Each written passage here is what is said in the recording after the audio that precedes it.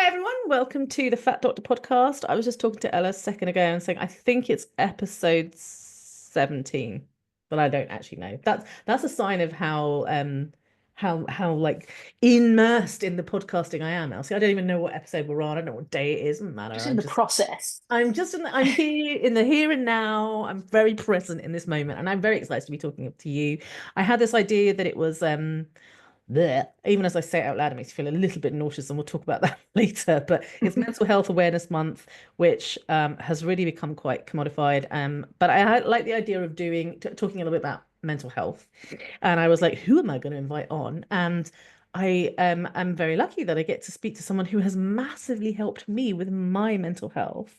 I've known you now for a couple of years. I did your Summer of Rest program last summer now, which Yeah. had a huge impact on me physically and emotionally. And so I'm so excited to talk to you today on the podcast. I know people are going to get a lot out of it, and I'm just going to hand over to you to introduce yourself. And yeah, tell us a little bit about who you are and what you do. Yeah. So hi, I'm Elle Bower Johnston. I call myself a body witch, which often takes a lot of explaining because actually that's not a professional title at all. Um, shockingly. Uh, but what that means is that I work with the body. I am a somatic trauma resolution practitioner. I am a breathwork practitioner. I am a rest teacher. I have a lineage and a history of sort of coming from a yogic lineage and then moving into somatics and the more sort of like westernized study of how we exist in our body and how our bodies exist in the world.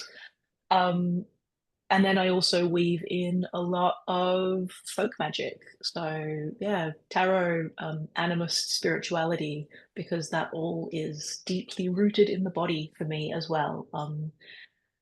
Yeah, and I mean, I love to work with folks who kind of stand on the margins, folks who are often kept out of wellness spaces, as much as the word wellness kind of raises every heckle in my body.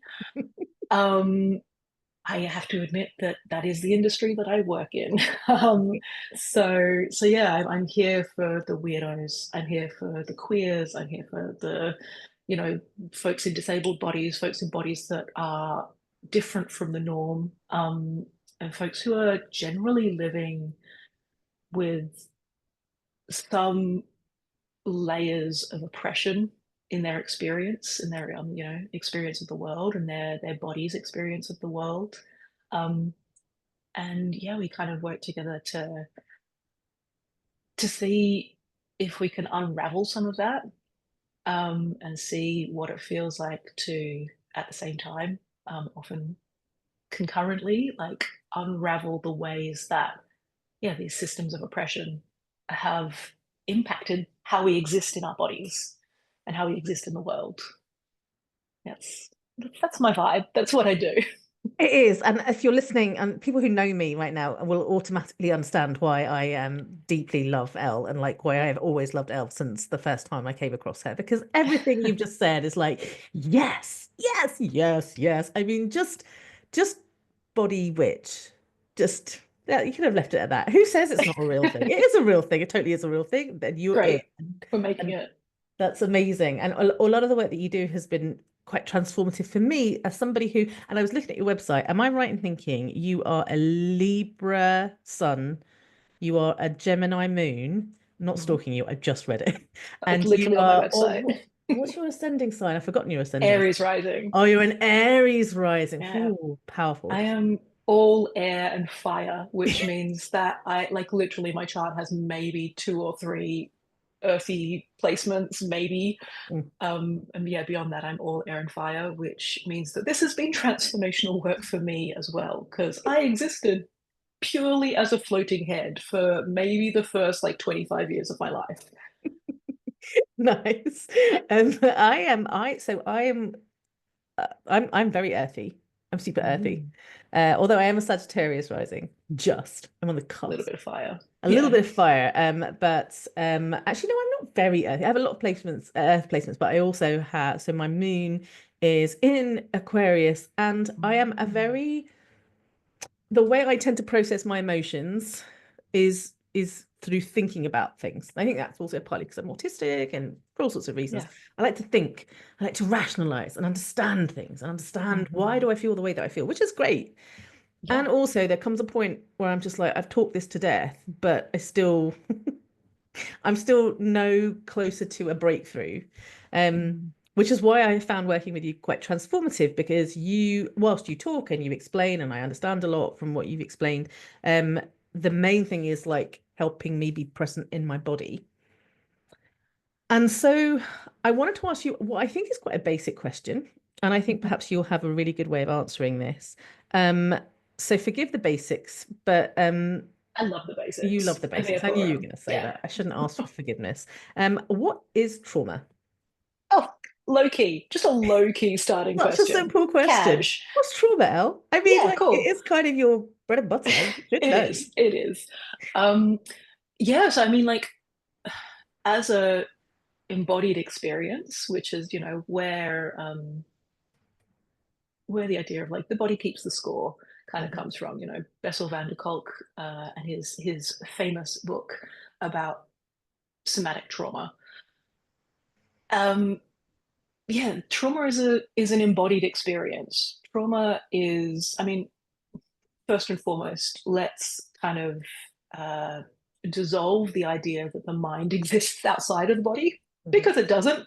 No. Because our mind influences our body and our body influences our mind, and our literal brain is part of our body, Yeah. and our gut has a whole bunch of like capacity to think and like interact. So everything is connected first and Mm, foremost. Um, and trauma is when our body mind experiences something that it can't digest in the moment, that it is either too much too fast or not enough over too long. mm, Um, and so you know, there's a sense of like, yeah, just you can't process it all, you can't digest it all, you can't stay present with the experience. And so your body mind, which has this beautifully intricate, wondrous security system, um, moves into ways to protect itself. Um, and when we're dealing with trauma, so, our body moves into ways to protect itself when we meet any threat, whether it's like starting a new job, whether it's like running away from a tiger, whether it's a threatening email from an ex-colleague. um, Threatening is very loosely interpreted. It is very like comes from our own histories and our own perceptions. But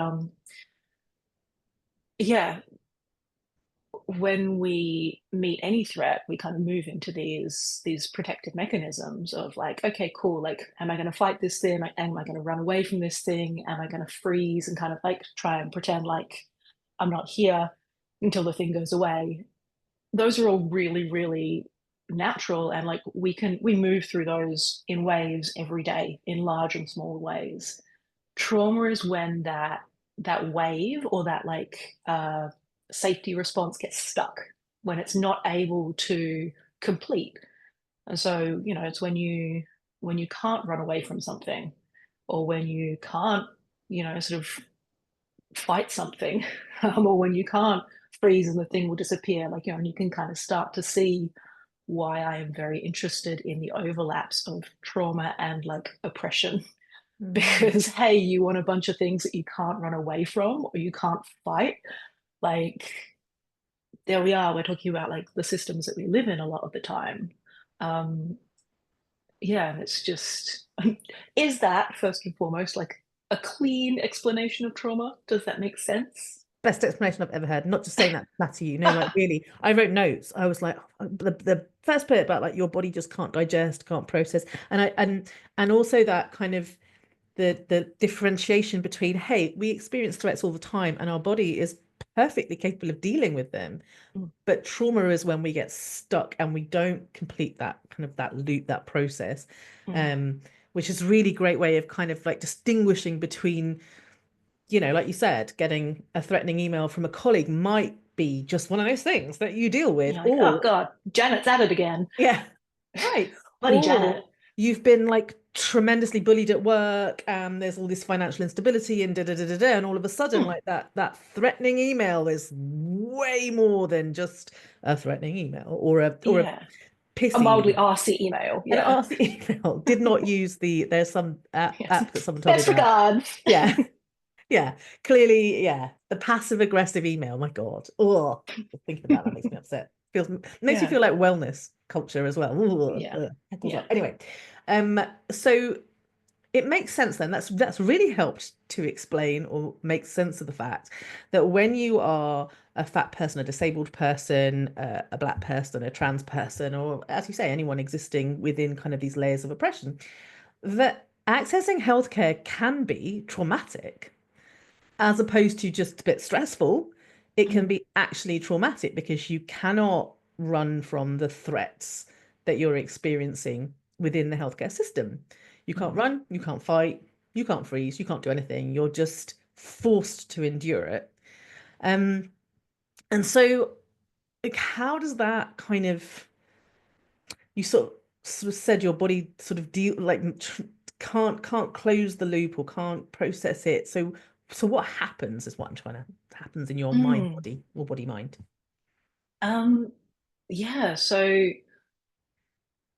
what you can find is that, there's this sense of like an imprint of the initially traumatizing experience, um, which, as you really cleverly kind of modeled, it turns the email into an existential crisis. Hmm.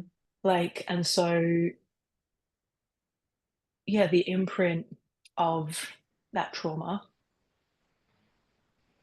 will echo and will kind of like spiral and can kind of get stuck and you can kind of get looping into that. So there's this sort of this there can be a sense of hopelessness, or a sense of powerlessness. One of the things that really comes through in when we're talking about like the body in trauma is a sense of like a loss of agency, um, and a loss of yeah, like a loss of like feeling like you're within yourself and like you are centered and you have integrity or like capacity to meet the world in present time. Mm. um so yeah, like when we're in sort of a trauma response, it can show up so many different ways, but it can feel like you're not present, like you've been kind of pulled out of yourself, like you're running on like kind of automatic responses where you might surface like, once you get back to a place of sort of more regulation and be like, wow, why did I respond like that? Mm. um it might, yeah, you sort of beat yourself up for being like, well, why didn't I stand up for myself, or why didn't I, why didn't I, or why did I, try and literally run away or whatever. um and you can, yeah, like you can find the sort of replaying of those patterns. So you'll find sort of you might habitually get stuck in like a fight response or habitually get stuck in a flight response.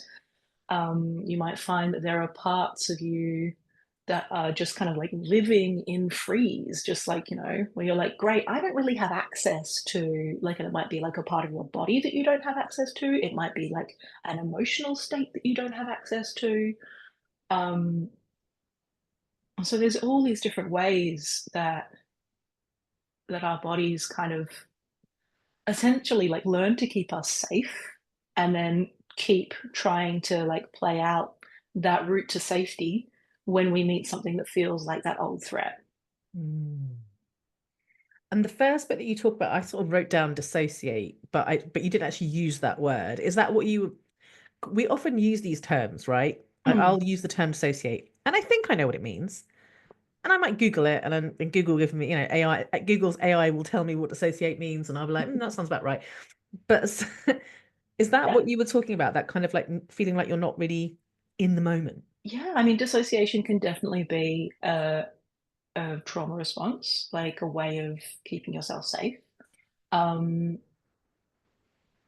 yeah, and I think like that's not necessarily the same as like, or not, they're not solely the same as like not feeling like you can be present. Mm, Um, but yeah, like being pulled out of yourself, feeling like you're like, cool, I'm just gonna go away. Like, I'm gonna nope out from this. Like, mm. yeah, that's my very rough definition of dissociation. But yeah. So, because this for me is like as you were describing it, I was like, oh, this is exactly how I feel whenever I come into contact with a health professional, Mm. whatever it is. It actually doesn't matter what I'm going to see them about. It doesn't matter if I'm going for myself, if I'm going for someone else that I care about. So I get into a room with a health professional. I am a doctor. I know the stuff they're talking to me about. And yet, it's like I'm not really there. It's not like I'm looking down on myself or anything like that. It's like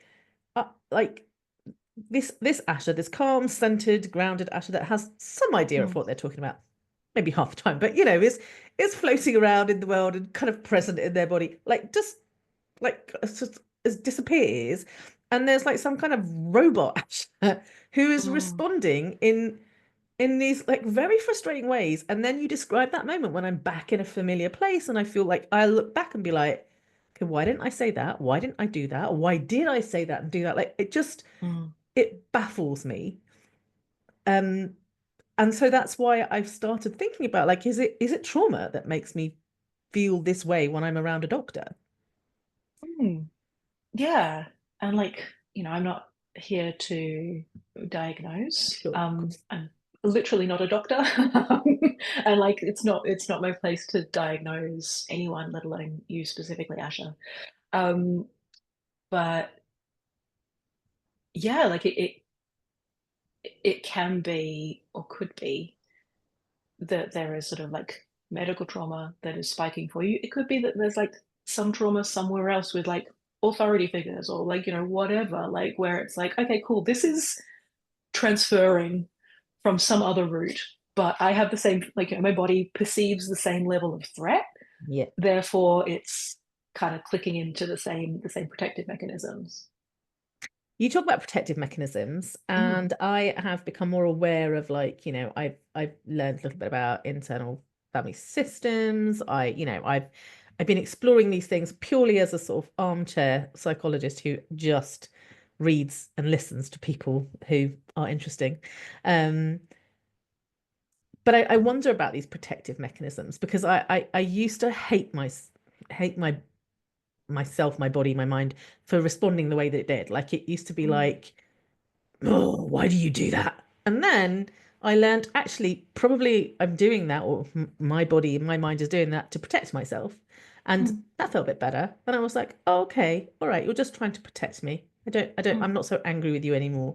But I wonder about those protective mechanisms and what in your experience, like, are there common things that you see in your work that people tend to do to kind of protect themselves in these moments of trauma when they feel threatened? Mm. Yeah, I think I love that you kind of had that little reckoning moment because there is so much wisdom in these Mm, responses. Like they are perhaps frustrating, like, when looked at from a different angle, but like there is so much wisdom and like these are the things that got you to where you are, mm, right? And like when we have the capacity or like sort of when we can kind of bring in just like that little tiny bit of compassion and like care of like, oh, thank you, like thank you, my flight response, my freeze response for like doing what was needed at the mm, time, because a lot of these responses, and I'm talking about kind of like I suppose like developmental responses or like sort of the more long-term trauma rather than like car crash, like immediate kind of like PTSD trauma. There is yeah. a slightly different kind of layer there. but like a lot of these were developed when we were really, really young, Yeah. right? When we didn't actually have the capacity, the ability, the wisdom, the skill to handle the things that were given to us. And so our body found a way to survive it as best it could. Um, so yeah, like I think that's what I always try and kind of come at any any response with. So like when I meet it within myself as best as I can, definitely not perfect at this. Spend a lot of time being really annoyed at myself as much as any other human. Um, and yeah, certainly with clients, I'm just like, yeah, where is the wisdom in this? And Mm. like, how does this like how can I make myself make sense to me? Mm. Like, how can how can this just given all that I know of my history, like how does this make sense that I'm responding like this? Um, and then to answer your actual question, I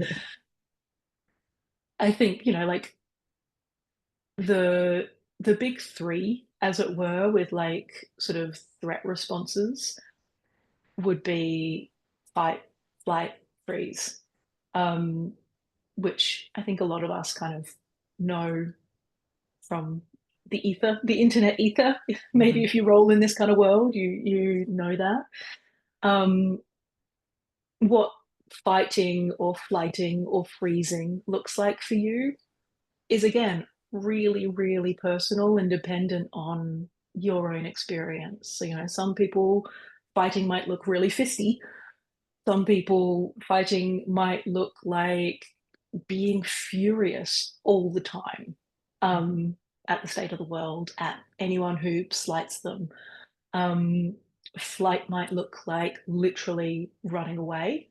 It might look like avoidance. It might look like, just the kind of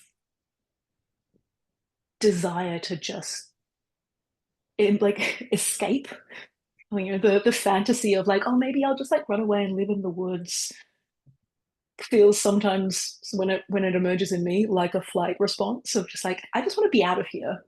Mm. Um, and like on a very practical level, it can look physically like twitchiness, like a desire to kind of like keep moving, like kind of a, oh look, can I get out of here somehow? Can I pull myself out of this? Mm. Um, and then freeze, like so if fight and flight are quite like within our systems, they move us into friction, right? Mhm. They are faster, they are hotter. In the parlance of alchemical alignment, which is sort of one of the trainings that I have done, they talk about sort of them being like a hyper response, Right.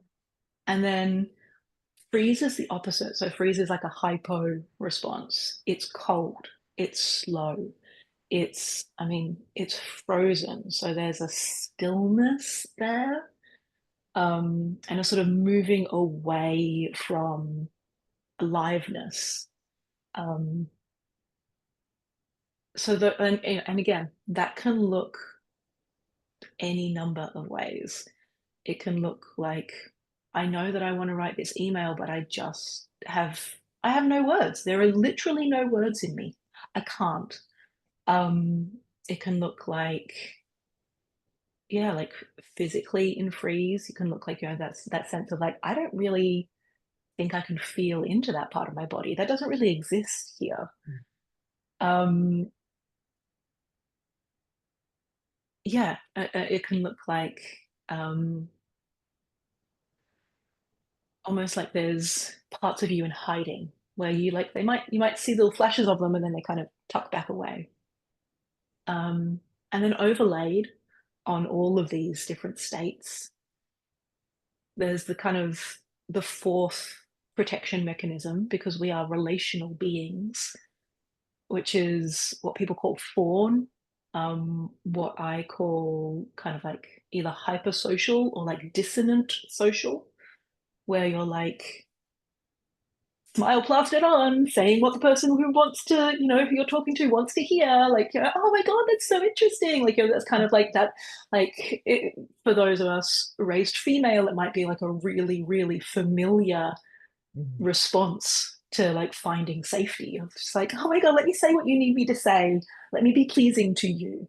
Yeah. Um, and that can stand alone, and that can also kind of overlay like I want to fight you, but I'm plastering on my smile and hypersocialing instead because that is a safer mechanism a lot of the time.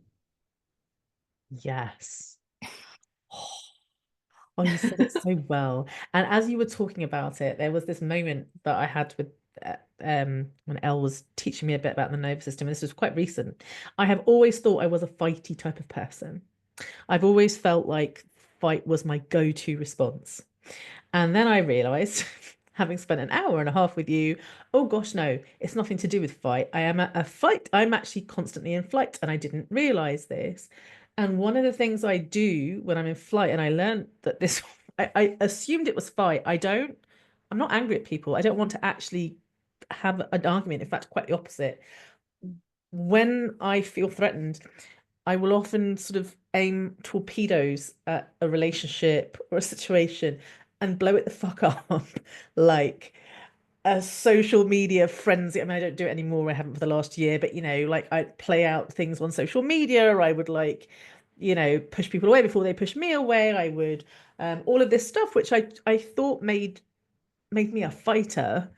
But I realized actually, and I'm not, it's complex, right? It's nuanced. I'm a Yeah, bit of they can be everything. both. Yeah, Yeah. we can be both. But I realized that a lot of things that I assumed were just kind of anger and aggression, and like basically, I've always been told that I'm an angry, aggressive, kind of rude, belligerent person, and so that's what I assumed that I was. But actually, it was just my way of coping with that kind of like beyond just feeling slightly threatened, that kind of trauma response, Mm. which, as you say, dates back to very, very, very young, vulnerable.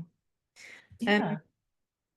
so thank you for explaining fight, flight, freeze, and fawn in a Yeah. way that no one has ever done for me before. So thank you for that. Yeah. I like to think of like, especially with the fight and the flight, I think like, both of them have that energy, but like Mm. fight you are moving towards and Mm. flight you are moving away from. Ooh, right. Um, ooh, you just made me lose my train of thought. That was so good. Sorry.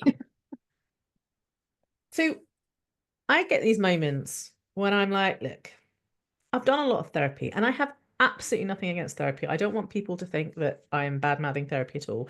I remember, well, like when when I was in medical school, we learned people have mental health problems. And we spent 5 minutes doing psychiatry compared to everything else. I spent Yeah. years learning about the cardiovascular system and all, The you know, pancreas. the pancreas and the gastrointestinal system and the musculoskeletal. I had to learn anatomy. I had to learn the name of every single freaking tendon in the human body. But I learned this for 5 minutes. I did one single term where we combined psychology and sociology together, and we had, I think, 2 or 3 classes a week, and that was it.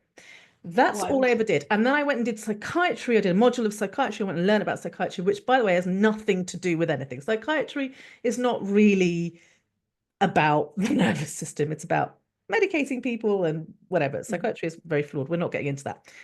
So, as a doctor, I learned when you're mentally ill, when you're depressed or anxious, and of course, you can imagine now, this is, I would say, at least a third of my day in general practice is dealing with people who have um, issues that are more or at least partly linked to, like you said, the brain inside and the way the brain is impacting the body, the gut, all of the, they're Mm. all mixing together. So we learned medication, because of course doctors, and then therapy, and that was about as far as we got. Great. And therapy is great, and I've been doing therapy for many, many years. And sometimes I am sick and tired of talking about something. Like I'm like, I get it. I have daddy issues. Like I understand why I am experiencing this sensation in my body. Like I get where it comes from. I know all about it. We can repeat it if you like. But I don't get like that's it. I'm stuck here in this Mm. place of understanding, which is great and very helpful and very useful. And I'd just like to point out, I still go to therapy every 2 weeks, and I Big fan. don't Yep. think, yeah, don't think I could cope without it. And also, then I've realized there needs to be something more. And I wonder what your take is on that. Like, what, when we're sick and tired of talking about our problems, what else can we Yeah. do? Yeah. Yeah. I mean, there comes a point, and I say this as someone who loves to think and Mm, overthinks, like that you can't think your way in. You can't think your way through the thing. mhm, Um, and that is, as we discussed, because actually you're not just a brain. You are a brain and a body and like, many layers of a body. So I know we've discussed this before, Asha, but like the body isn't just this kind of like meat and bones mm, and flesh kind of like thing, which I could go on a big rant about the objectification of the body and the way that that ties into capitalism, but we can come back to that maybe. mhm, Um, the body is multifaceted, multi-layered. You have the physical body, you have like the emotional body, you have the mental body, you have the energetic body, mhm, you have like the spiritual body, you have the relational body, because we are all constantly in relationship with the world around us, with the people around us. Um, and so therapy is really fucking great for understanding what is going on in the mind, mhm, understanding the roots of your thoughts, understanding why you're, cognitively, why you're responding in a certain way. But because it's just dealing with one piece of mhm, the whole, it means that, there's only, at some point, you kind of hit a mhm. wall where you're like, great, this needs to go somewhere else. Yeah, Or this needs to include other parts, perhaps. yeah. Um, Yeah, which is, for me, somatic work is so much around like bringing in that wholeness. So yeah, we might, as you know, Asha, like, I'm not only working with the body. This is not a like sort of non-verbal, Mhm, non-cognitive experience. But we also need to bring in the felt sense of like, great, like how does that land in my experience? mhm, And like, can I even feel my experience of having a body? Like, can I feel, I don't know, like physically, can I feel parts of my body? Or like, can I feel emotions as they move? Like, what do they feel like? Or mhm, like, is there a sort of energetic resonance that I can tune into? And I know, like, especially for those of us who have been raised in like Western rationalism, talking about like energetics and like spirituality can be like, whoa, red flag. This mhm. is like too cookie, too woo. But like, and I have very much come from that background. Yeah. And the more attention I can pay to the fact that I have a body that is energetic, like even just on a scientific level, my heart is beating and creating electricity, and my brain is creating electricity, and Yeah. like I have a magnetic field the same way that the earth has a magnetic field, and like that's wild. Um, yeah, and so my thoughts are that therapy is really fucking great, and you also need to be able to weave the rest of you in to your healing in some way. So two things really stood out from that. The first is it's kind of why I brought in a bit of astrology at the beginning, because I know that Elle and I both love astrology, and you mentioned tarot as well. As somebody who spent 20 years learning about medicine, I was raised in Western rationalism, and then like no religion, very atheist parents, Same, and same. then went into quite a sort of scientific field where, you know, we are arrogantly presumptuous and believe that we know everything about the human body because we're experts on the human body, and then realize we don't know fuck all. We really know so little, and it's quite pathetic. Even the stuff we think we know, every so often something comes along, we're like, oh, I thought it'd do it that way, but apparently it doesn't work that way at all. And so we know so little. I began to realize, and like when I was learning about things like chakras, I remember people would talk about chakras and I would roll my eyes. And now Yeah. I am like, I am humbled because I spend a lot of time thinking about these things now. And I also love the fact that Western science is beginning to prove these theories that have existed for thousands of years. Um, Mhm. and so I am learning to weave magic. And that's why I love that you're a body witch, because, you know, once upon a time, witchcraft, magic, these words, you know, they were like I said, a red flag. Now I'm just really learning to embrace them and realizing just how powerful they have helped me to move in a way that like where therapy kind of like hit a wall, and it's wonderful. And like you say, I need it for that part, the mental part, the processing the thoughts part.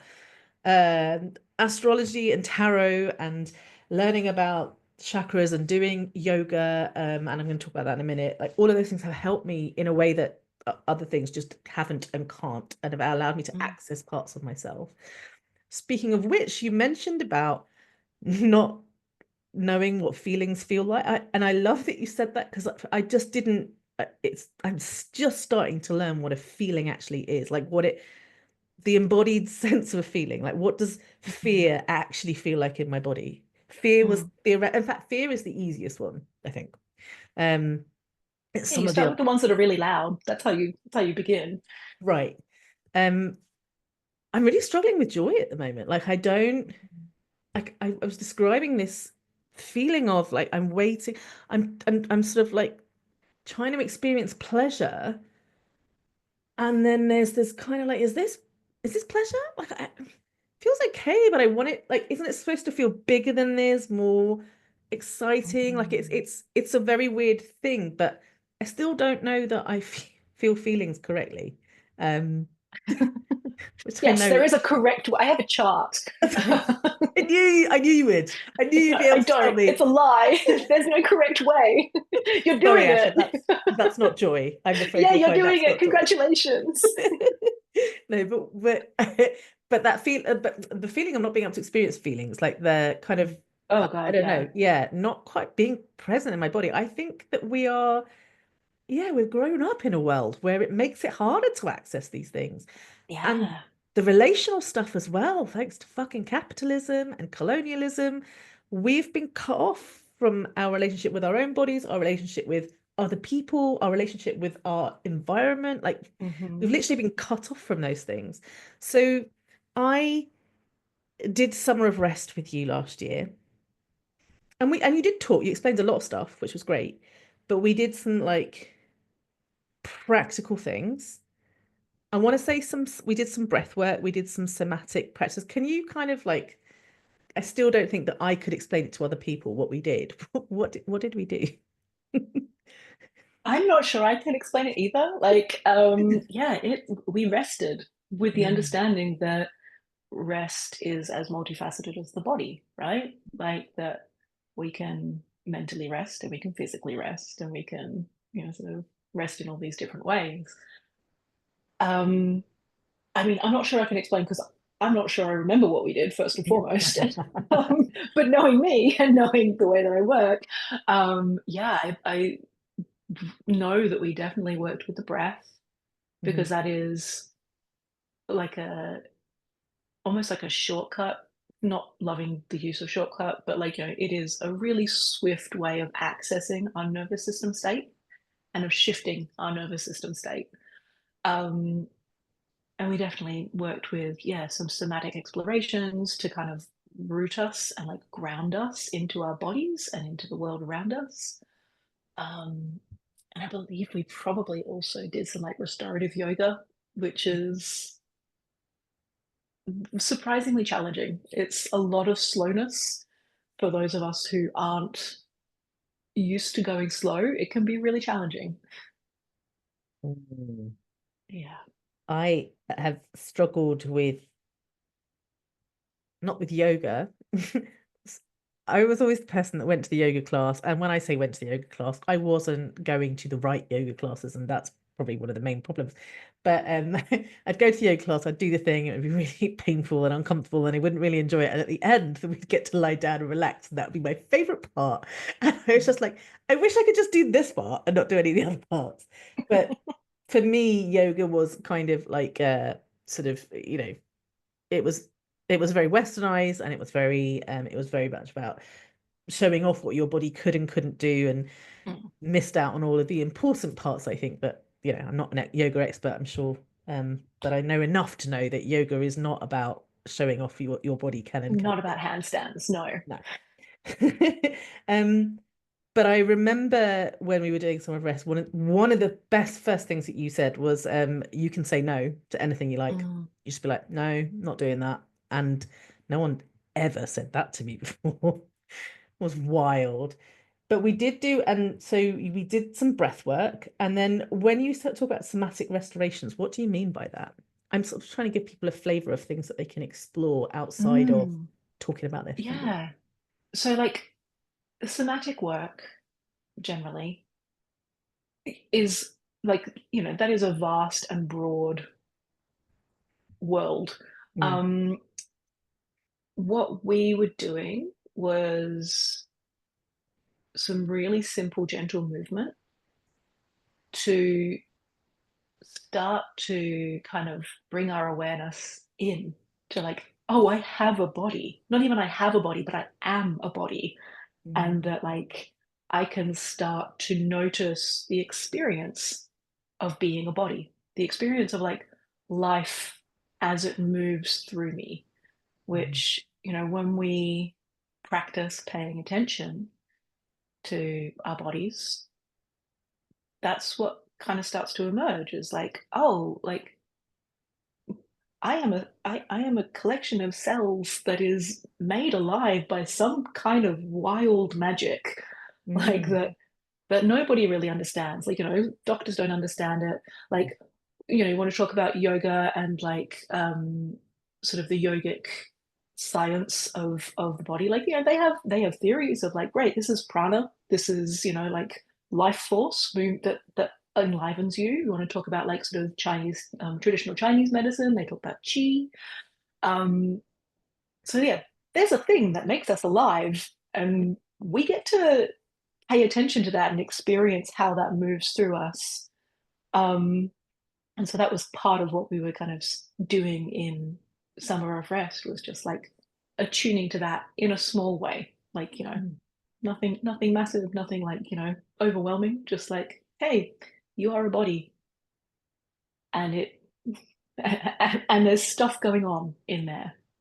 Mm.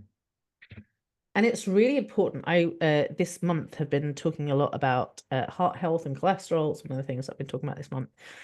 And we have this idea that if you want to manage your cholesterol, you need to eat 5 fruit and veg a day and oily fish and all this stuff, which is there is plenty of evidence that doesn't work.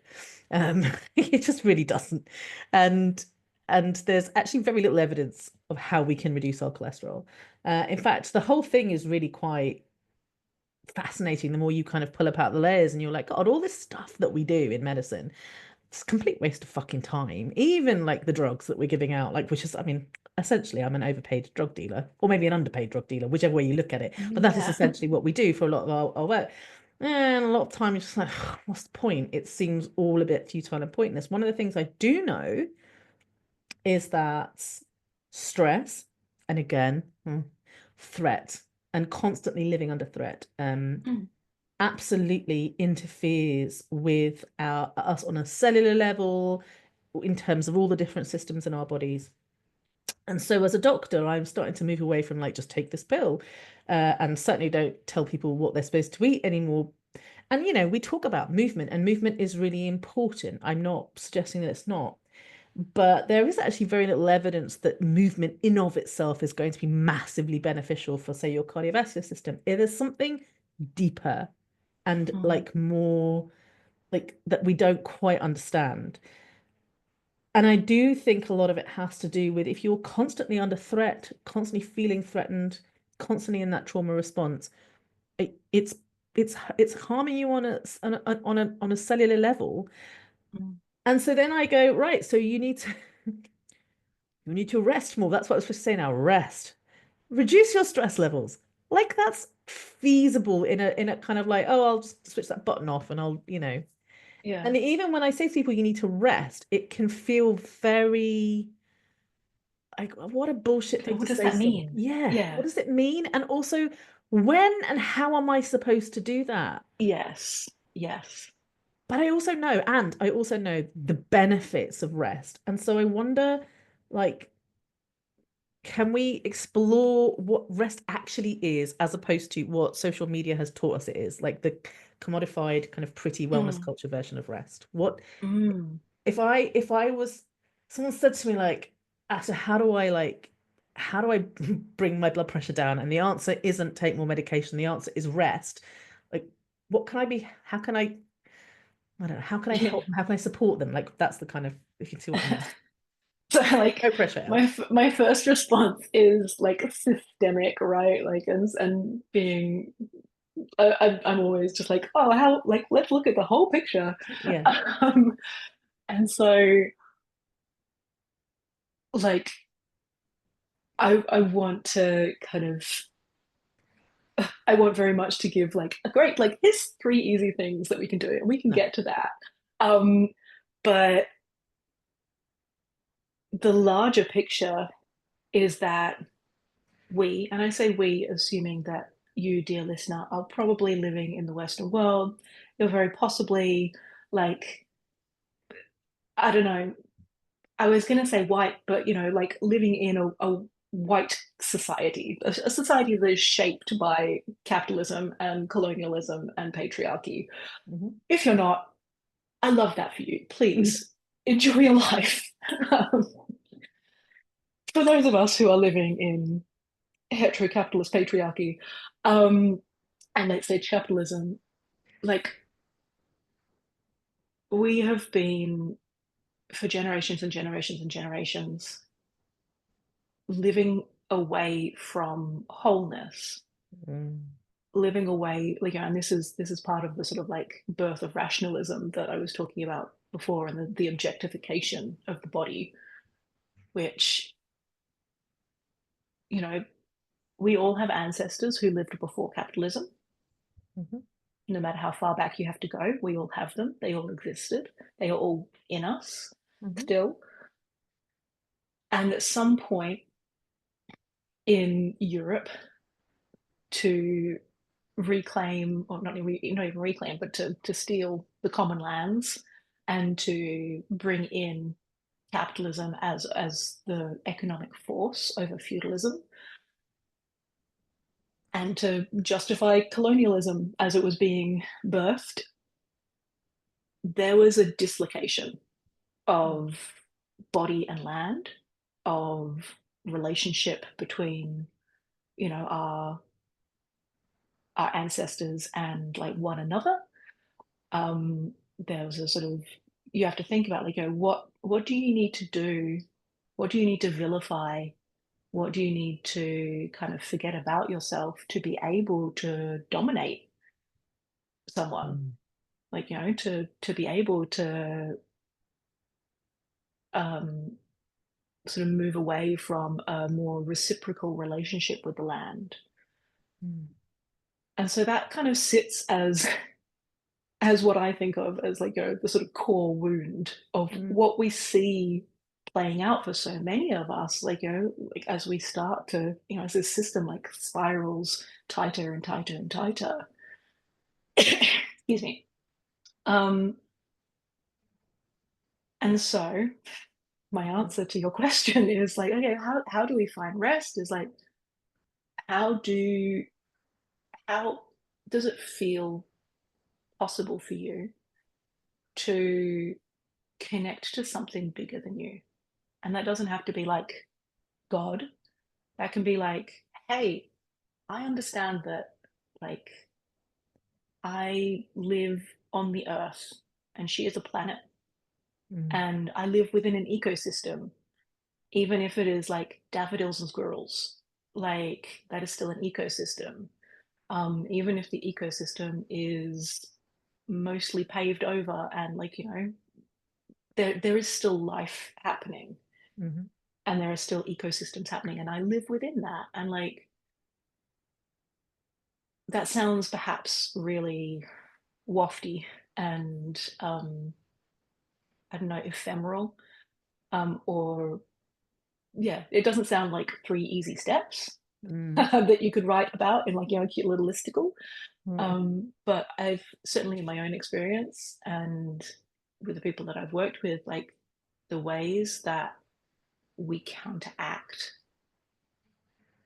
the forces of capitalism as they act on us Yeah. is by like choosing to find something different, choosing to turn your attention and your energy and your body towards something different, even in like some small way. So for me, like and I know this is like a really shitty example because everybody tells you to go for a walk. Mm. For me, I have started taking myself for a walk like a Labrador every morning because that's just like how my energy system, my body, that's what my body needs.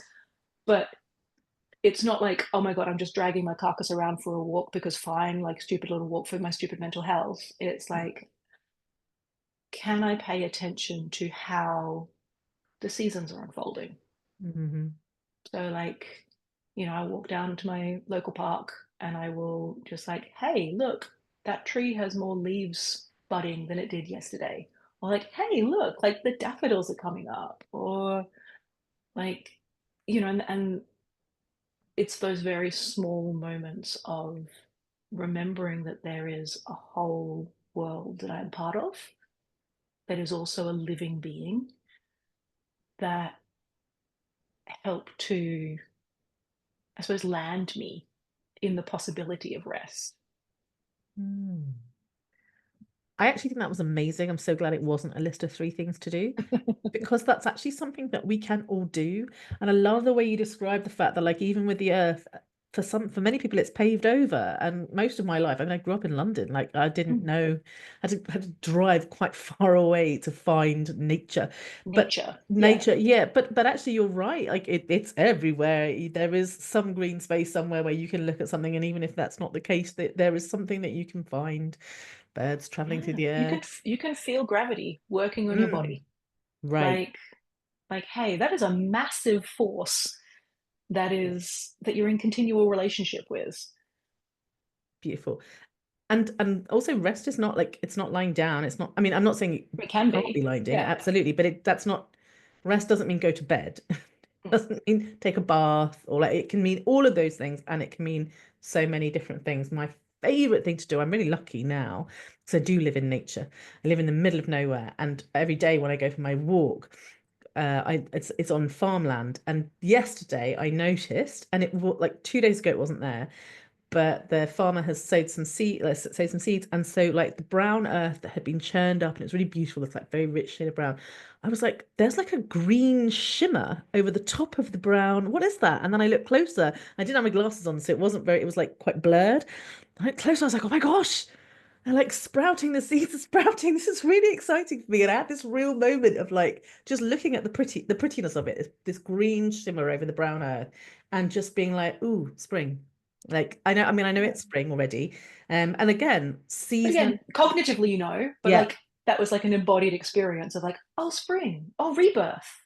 rebirth, and yeah, there's something really beautiful about that. So that was restful, as is spending time for me with other people and having relationships and just just being present in a room with someone, I find to be quite restful. Um, Yeah. this has been amazing. For people who are like, yeah, all of this is like great, but I want to know more, and more importantly, I would like to, I need a guide. Um, if I may, I recommend Elle Bower Johnston, if I may recommend anyone. So Elle, tell us how people can work with you, what we can do, where we can go to find you. It'll all be in the show Yeah. notes, by the way. So I love to work one to one. Hmm. Um, I found that, I don't know, I first started working one to one with the kind of coaching method or coaching kind of model of like, Hmm. great, we're working together for like 3 months. And whilst this, somatic work is really like long and unfolding and does well with like continual support in that way, yeah, I found that being like, great, you're locked in for 3 months was actually really stressful for a lot of people's nervous systems, surprisingly. Mm. Like, oh, you're dealing with inescapable things that feel threatening. How about we don't make that a Mm. part of the work that we're doing? Which is to say that I love to work one-to-one.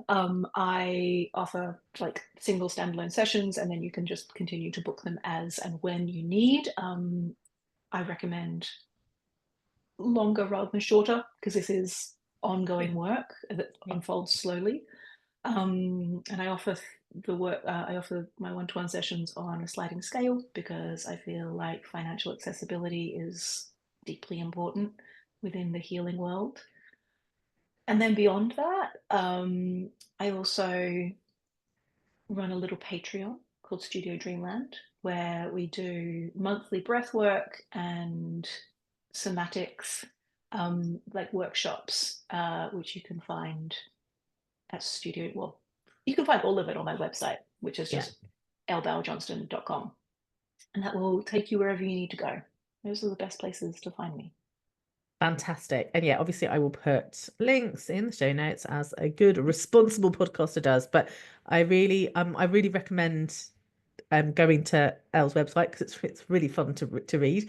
I really love. I was a little bit envious. I was like, oh, I wish my website was this good. But I like the about section. Like it's really good and it really gives a real flavor of who you are. But I can 5 out of 5 stars, can recommend. It really is. I found it to be really liberating, and you did, yeah, you did kind of a lot of the somatic work was stuff that even perhaps had tried before, but it's really left a lasting imprint. It was almost a year ago now. I was thinking, gosh, it It's was wild, I know. August, right? So, but I still think all the time. I'm constantly, even when I'm moving my body, I'm like, oh yeah, I remember when Elle taught us to do this and that. So, Oh. yeah, thank you so much for being on the podcast. I really appreciate you, and thank you for explaining things in a way that I found super accessible. And yes, obviously, I will see you again soon, but I really do No, hope this is it. We're over. that's it. I never want to see you again. Sorry. Yeah. No, Um, thank you so much for having me. everybody, make sure you go and check out Elle's website. All right, take care, everyone. I will see you next week. Thanks. Bye.